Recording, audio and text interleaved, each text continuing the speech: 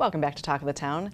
Well, you might know him as the 6-foot chicken or the man who took care of a 10-foot alligator on his own, but he is with me now, Logan Cambron from Fire Tech of the Lowcountry. Thank you for being here. Thank you for having me. So you've been all over the news.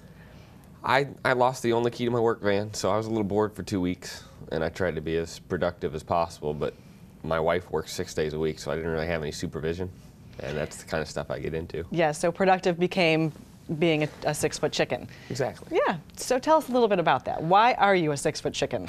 So we've had people speeding down our street for decades, and the neighborhood has been trying for decades to get the speed limit changed, and the town won't play ball. They tell us to go to the state. We go to the state won't play ball. They say go to the town.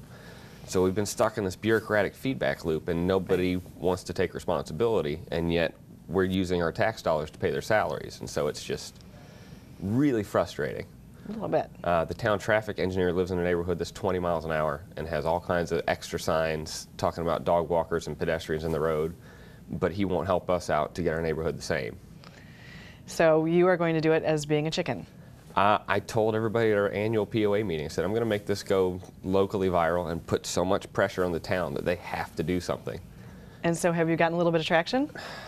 They've done a couple speed studies and put up signs and this and that and the other, and I don't understand why they're spending the money on that when all they have to do is change the speed limit. I don't see any drawback to lowering a speed limit. What's the worst case scenario? Right. People go slower, which maybe is the best Somebody case scenario. might get rear-ended, but how many people get rear-ended every day because somebody's busy on their cell phone instead of driving? Right, right. So also in your spare time, you relocated a 10-foot alligator on your own. And how does one go about how does one think that that's a good idea, first of all, and how does one go about doing that? I watched a lot of Crocodile Hunter when I was a kid. Uh-huh. Okay. And there was an ambulance on scene, so when I caught it, there was supervision.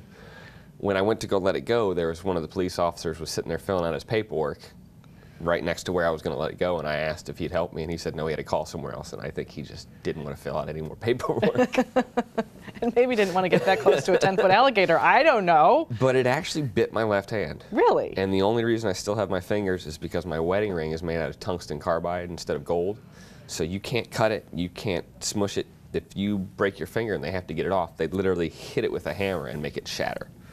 So the alligator bit down and my wedding ring wouldn't let it close all the way on my hand. Wow. So lucky for you, you were wearing your wedding ring. Lesson learned, wear your wedding ring all the time. I've taken it off, I think, 2 times now. We've been married 4 years. Okay. And the second time was just recently, so in case my finger was going to swell up. Well, you told me before we started that you're kind of semi-retired right now and you're doing a little bit of this and that to help your friends who are dealing with the worker shortage. So tell us a little bit about what you are doing right now. I've got a 19-year-old kid that's taken over for me. He gets it, and he's got me and my father to kind of supervise what he's doing. Because I feel like I've got a duty to all my customers because I do a lot of restaurants and fire extinguishers. Okay, so what does Fire Tech do? Tell us We that. do fire extinguisher inspections and restaurant, kitchen, commercial hood, fire suppression systems. Okay. And those are every 6 months or 1 year, depending on what it is. But I go and I talk to all the people and try to train them so we don't have another fire like at the Crazy Crab. Yes. Because you get a lot of people that are, you know, a minimum wage dishwasher that comes in there and they have no idea how to put out a fire. Yeah, yeah. So basically I've got my customers taken care of now, so now I can go do what I want. All right, so in the last minute, because I want to make sure we get this in, you have a GoFundMe page. Tell me what it is and what you're trying to accomplish with it. It's personal support for Logan. It's basically since I'm not working one full-time job anymore so that I can support my wife and I to go out and drive around and just do good stuff for people.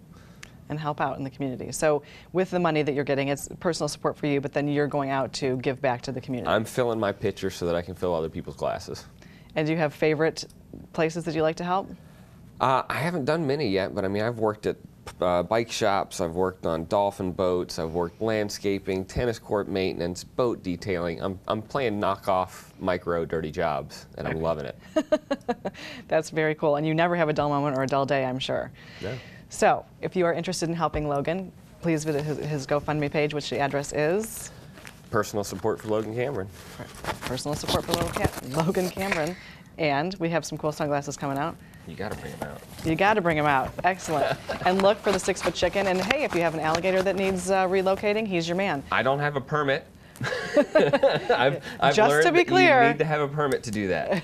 So If you're maybe on- maybe not the alligator. If you're on private property and you get your own permit for it, I can come help. All right. Maybe. So thank you so much, Logan, and we'll be right back on Talk of the Town.